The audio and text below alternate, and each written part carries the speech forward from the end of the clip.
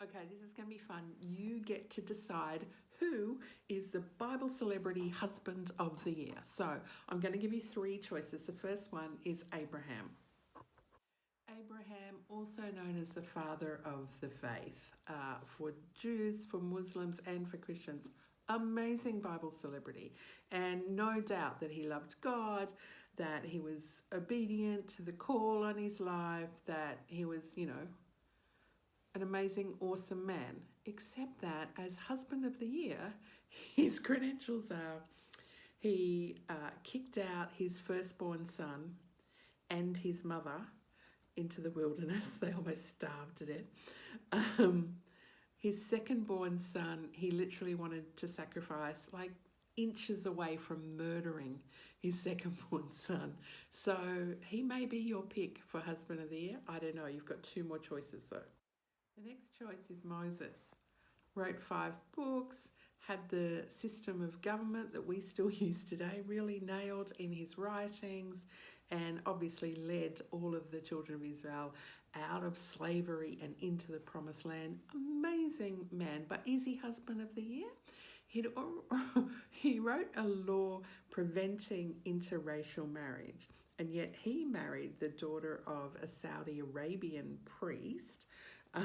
She had to circumcise the sons despite her cultural objections, and then he abandoned his wife and kids and didn't reconcile with them until his father-in-law literally physically brought them back and told him to look after them. So maybe Moses is your pick for husband of the year. Maybe David is. Obviously, hero of the faith. God called him a man after my own heart. He already had one wife, which he'd paid for with foreskins. Like, do not get me started. He abandoned her. Her father gave her away to marry someone else. Well, she was still married to David. He married 5 other women, including Abigail, who was Nabal's wife. And then wife number 7, he actually married after he had her husband killed because he committed adultery with her.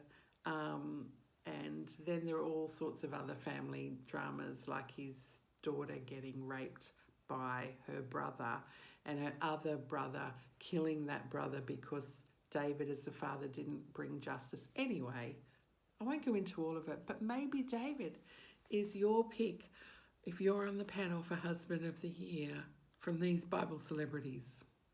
So, panel, what's your pick? Look, it's a bit of fun, but the whole point is that marriage is tough, and that even for Bible celebrities who have a heart for God and do amazing things for God, don't always have a perfect marriage. So you have nothing to be ashamed of. I didn't write these accounts. God put them in the Bible. Why do you think he whacks all these mentions in the Bible? He wants us to know that there's a variety of relationships in the Bible and that it's okay. It's okay. It really is okay. And I don't mean it's okay with me. I mean, it's okay with God. That's why he put them in his holy, sacred book in black and white for all time so that you would know it's okay with him. You're okay with him. So as you're learning more about divorce and processing more around your own experiences and emotions, just relax. Just relax. It's okay.